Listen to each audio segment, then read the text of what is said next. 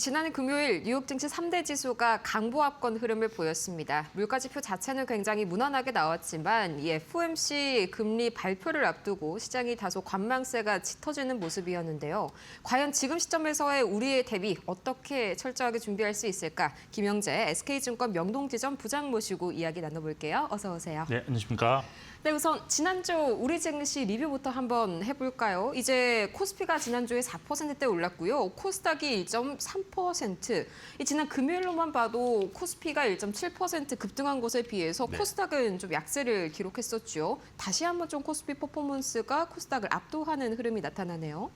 네, 사실 뭐 지금 코스닥과 코스피 수익률이 엎치락뒤치락 그렇게 하고 있는데 네. 코스피가 아무래도 뭐 자동차라든지 뭐 삼성전자 지수 관련 대형주들이 선전함에 따라서 다시 4,100선을 회복했습니다. 네. 보시면 지금 주요국 증시가 지난주에도 반등을 했는데 거의 강보합에서 1% 미만 정도 수준이었지만 국내 코스피는 무려 4.4%로 글로벌 1위였고요. 또 코스닥도 1.3%인데 이것이 제가 지금 체크하고 있는 주요국 중에 글로벌 2위 수준입니다. 그러니까 양시장이 1, 2, 2를 동시에 차지하는 아주 좀 진기록이 나왔다라고 저는 보고 있는데 환율 자체는 사실 지난 시간도 만들었지만 이제 1,470원대 중반에서 왔다 갔다 등락을 반복했는데 소폭 상승을 했습니다. 하지만 이 향후의 방향성은 결국 이번 FOMC에서 금리 인하가 나온다면 좀 하락할 수 있다는 그런 개연성을 가지고 있다라고 보고 있고요.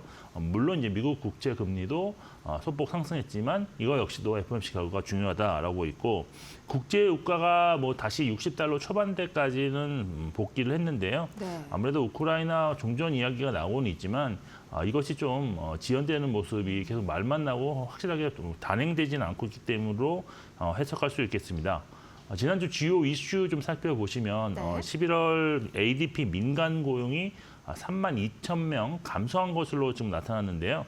이것이 이제 32개월 내 최대 감소 폭이기도 했고 예상치 4만 명 고용 증가에도 비교한다면 크게 이것을 수치를 하회했다. 결국 12월 금리 인하 확률을 좀 더 높이는 이슈로 작용했다라고 보시면 될 것 같습니다.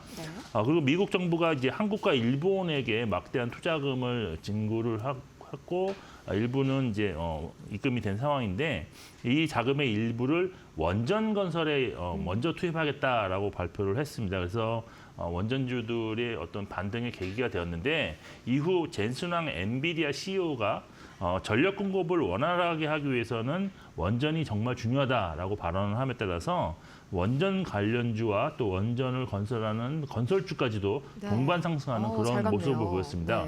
그래서 보시면 지난주 건설주가 상당히 크게 상승했던 걸 알 수 있는데요. 그리고 이제 오픈 AI의 샘 올트먼 CEO가 사내 메일을 통해서 챗 GTP 고도화에 좀 집중할 것을 지시했는데요. 최근 발표한 그 경쟁인 제미나이 3.0 호평을 의식한 것으로서 AI 패권 경쟁이 더 심해지면서 결국은 그 안에 투자가 더 집중되지 않을까. 결국 이런 것이 국내 메모리 반도체 업체들에게는 호재로 작용하는 그런 모습으로서 AI 법을 우려감이 좀 완화되는 모습도 지난주에 좀 지속되었다라고 보시면 될 것 같습니다. 그리고 이제 미국 행정부가 내년 로봇 산업 관련 행정명령을 검토 중이라는 소식에 로봇 관련주가 상승을 했는데 여기에 미국이 한국 자동차 관세 15% 인하 시점을 11월부터 소급 적용한다는 소식이 나왔습니다. 그래서 자동차 관련도 동반상승인데 현대차 그룹은 관세 이슈 그리고 로봇 이슈까지도 동시에 받으면서 지난주 신고가를 기록한 종목들이 많이 나왔다라고 보시면 될 것 같습니다.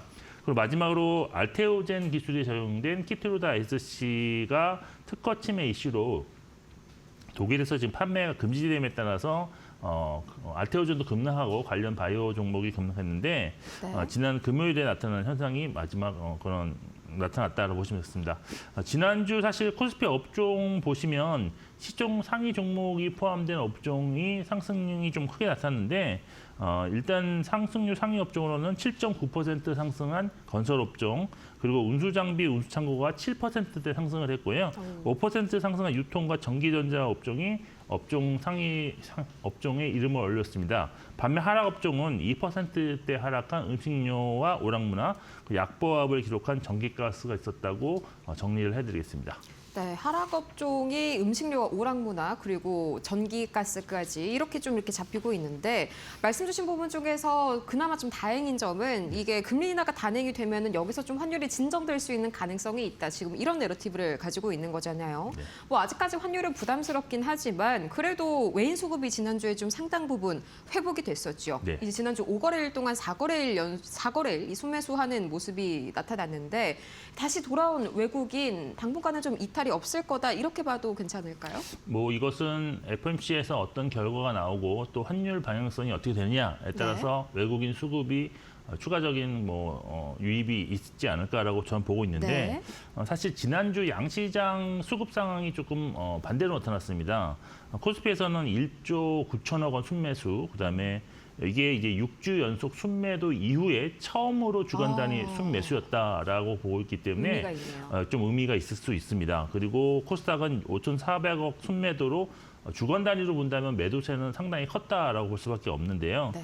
코스피 업종을 보더라도 순매수하는 업종이 좀 더 많았는데요. 같은 업종 내에서도 특정 종목에 집중하는 현상이 좀 나타났다라고 볼 수 있습니다.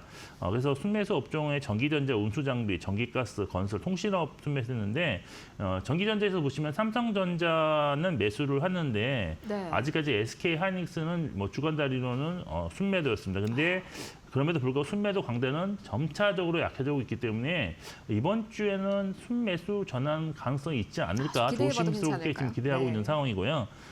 그리고 지금 코스닥에서는 순매도 대부분이 바이오 업종에서 나왔는데 순매수 업종으로는 기계장비, 즉 로봇과 원전 테마를 좀 매수하지 않았느냐 관련주를, 그리고 운송장비 부품업, 즉 자동차 부품 테마를 순매수하는 모습이 나타났습니다.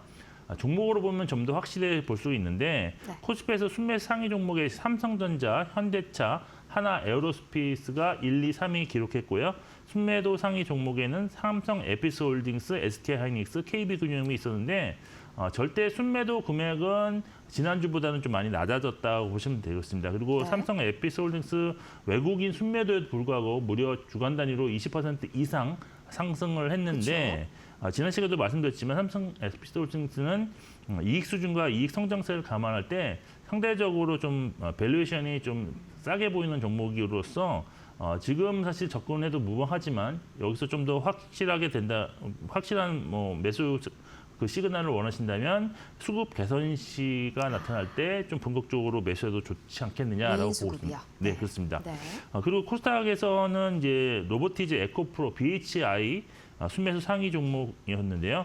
로보티즈는 2주 연속 순매수 3위 안에 들어온 그런 모습을 보고 있습니다. 그 순매도 종목은 알테오젠, 펩트론, ABL 바이오가 1, 2, 3위 기록했는데 아무래도 이것은 알테오젠이라든지 그 지난주 좀 바이오 관련해서 이슈가 좀 많았기 때문인 거로 보고 있습니다. 정리해 본다면 일단 외국인은 내년에 이익 성장세가 좀 클 종목으로 매수가 나왔다고 볼 수 있고요. 단기 이슈가 있는 바이오는 좀 매도했다라고 정리할 수 있겠습니다.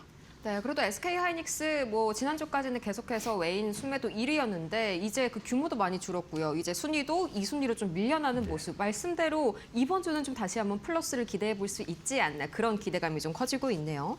이제 밤사이에 그러니까 주말 사이에 나온 이슈죠. 미국의 9월 PCE 물가 지표는 예상치에 어느 정도 부합을 했지만 이제 기존에 이런 금리 인하 기대감이 계속해서 유지가 되고 있지 않습니까? 87% 정도 수준이 나오는데 이번 금리 인하는 거의 기정사실화가 됐다고 봐야겠네요. 네, 그렇습니다. 사실 이번 주 바로 이제 얼마 안 있으면 나오는데 보통 80%대 이상에서 제가 기억하기로는 반전이라서 금리 동결이 나온 적은 거의 없었다라고 보시면 될 것 같습니다. 다행이네요. 네. 이번 그 PC는 사실 연준이 가장 선호하는 물가 지표인데 그 PCI와 좀 다른 점은 개인이 직접 구매한 상품과 서비스는 물론 정부가 가계를 대신해 구매한 상품 서비스도 포함되기 때문에 보다 정확하고 신속하게 물가 상황을 반영한다라고 보시면 될 것 같습니다. 이번 9월 PC는 미 정부가 이제 셧다운을 해서 좀 지연돼서 발표가 된 것인데요. 전월 동월 대비 지금 2.8% 상승하고 네. 또 에너지와 식품을 제외한 근원 PC 역시 2.8% 상승했는데 이 모두가 이제 예상치에 부합하는 결과로서 이번 주 있을 금리 인하에는 좀 부담이 되지 않고 오히려 좀 도움이 될 수 있는 그런 모습이 나타났다고 보시면 될 것 같습니다. 네. 특히 근원 PC 같은 경우가 직전월 8월 수치가 지금 2.9% 상승했는데 여기서 이제 0.1%포인트 낮아지면서 장기 물가 압력이 좀 낮아지지 않느냐라는 그렇게 해석이 가능한데 향후에 이제 에너지 가격의 어떤 하향 조정 가능성, 그다음 주택 관련 지수들도 안정적으로 유지될 전망이 나오고 있기 때문에 물가 수준이 이 정도 수준에서 유지될 가능성이 있다라고 보시면 될 것 같습니다. 네. 그리고 같은 날 발표된 9월 명목 개인 소비 지출은 전월 대비 0.3% 상승을 해서 시장 예상치 소폭 하회했지만 개인 소득은 전월 대비 0.4% 상승하면서 시장 기대치를 좀 소폭 상회하는 모습이 나왔습니다. 그래서 시장은 소비가 아직도 그래도 양호하게 유지되는 것으로 해석하는 분위기로 좀 나오면서 지수 상승을 좀 도움이 됐다라고 보시겠습니다. 네. 일단 PC 발표 이후에 뭐 크게 변화가 그 금리 인하 확률이 크게 변화되지는 않지만 조금 오르는 그런 모습이었는데 소폭 올랐죠. 네.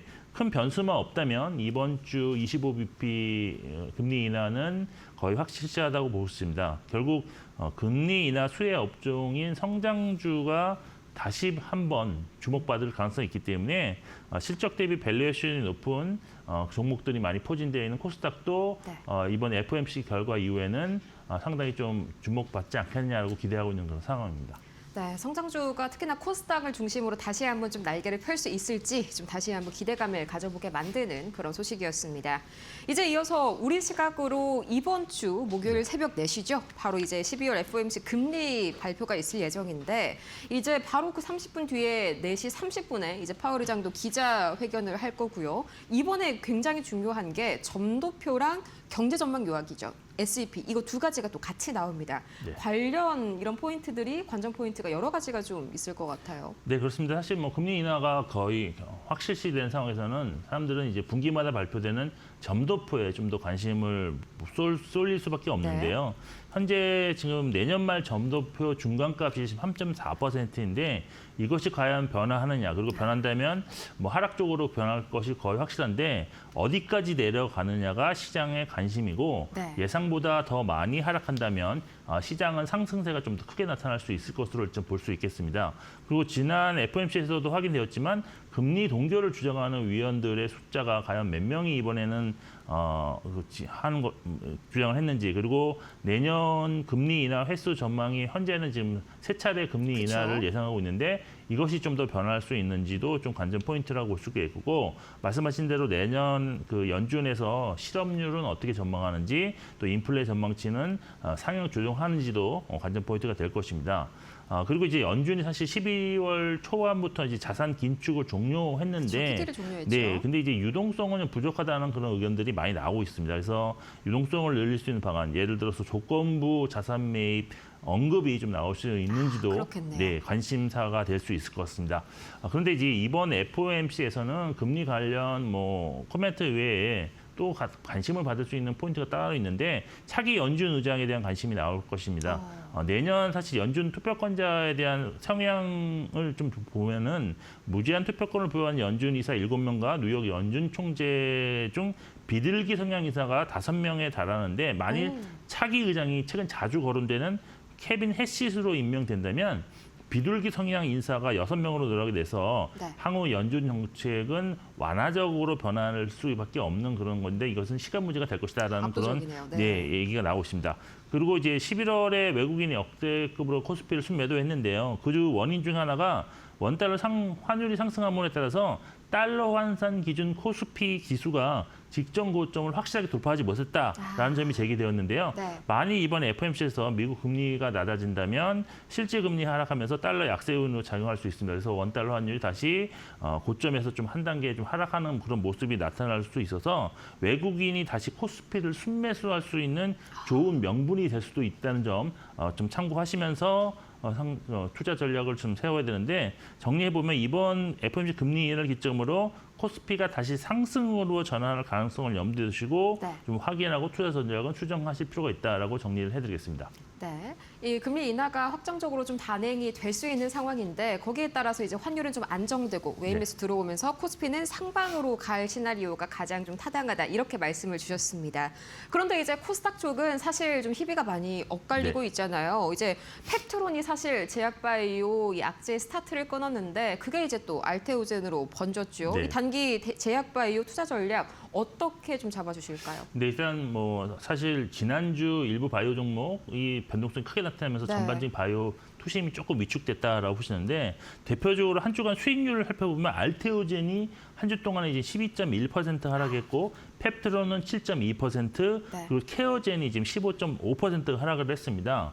그리고 사실 먼저 이제 시간 순으로 살펴보면 펩트론 같은 경우는 일라이 릴리와의 어떤 플랫폼 기술 평가 종료 시점을 기존에는 12월 7일로 알고 있었는데 이것을 그렇죠. 최대 내년 10월 7일까지 연기될 수 있다고 공시함에 따라서 하락을 했는데 사실 이런 재료로 사실 3번 정도 이 주가가 하락을 했습니다. 그래서 그 이후 추가 하락은 나오지 않고 오히려 새로운 적응증을 테스트하는 것 때문에 이렇게 됐는데 이러한 실험에 대한 기대감이 주 후반에는 오히려 나오는 모습이 나왔다라고 할 수 있습니다. 두 번째 케어젠 같은 경우도 지금 습성, 황방, 변성, 일상 결과를 발표를 해야 되는데 지난 10월 하순에 한번 연기를 했습니다. 근데 이번에 또다시 이번 12월 말로 연기를 하면서 하락을 했는데요. 근데 이제 그동안 순매수를 지속했던 기관이 오히려 그 발표 이후에 또다시 순매수를 함에 따라서 네. 하락폭은 뭐 크게 확대되지는 않았다라고 보시고 있고요. 네. 또 알테오젠이 독일에서의 키트루다 SC 판매 금지가 받아들여지면서 급락을 했는데 전 뭐 세 가지 사안 모두 사실 회사 측이 시장과 어떻게 적극적으로 소통을 하냐에 따라서는 한국 주가 방향성이 좀 결정이 될 수 있다. 그래서 일단 뭐 사안마다 상황은 좀 다르지만 단기 급락이 저점 매수의 기회가 되었을 가능성도 충분히 있다라고 볼 수 있습니다. 그런데 중요한 거는 일단 단기적으로 보면 알테오젠의 주가가 사실 지난주 금요일 저점을 깨지 않는 모습과 네. 여기에 더불어 지난주 금요일 날 팔았던 기관과 외국인이 다시 매수세로 회복되는 모습이 나온다는 것이 매우 중요한 사안이라고 좀 보고 있습니다. 그래서 이러한 부분들이 전체 바이오 주가 방향성을 끌고 갈 가능성이 높다라고 보고 있는데 오늘 기사를 보니까 이제 오늘의 알테오젠이 이제 코스피 이전 상장을 결정할 수 있다라는 기사를 봤는데요. 네. 이러한 점이 알테오젠의 어떤 수급 개선과 또 이제 주가 반등을 좀 이끌어주기를 좀 기대하고 있는 상황입니다. 그리고 사실 다가오는 1월은 1월 효과가 나타나는 그런 대표적인 달인데 그렇죠. 아무래도 그 1월 효과를 많이 나타내는 종목군에는 바이오테크가 지금 확실하게 들어 있습니다. 그래서 사실 이번 알테오젠 이슈와 관계없이 관심 있게 보고 있는 바이오 종목을 저점 매수할 수 있는 것도 좋은 방법이 되지 않겠느냐라고 개인적으로 생각을 하고 있습니다. 네, 어쩌면은 이번에 급락이 이 저점 매수의 하나의 기회가 될 수도 있다라고 말씀해 주셨습니다. 지금까지 김영재 SK증권 명동지점 부장 모시고 이야기 나눠봤습니다. 좋은 말씀 고맙습니다.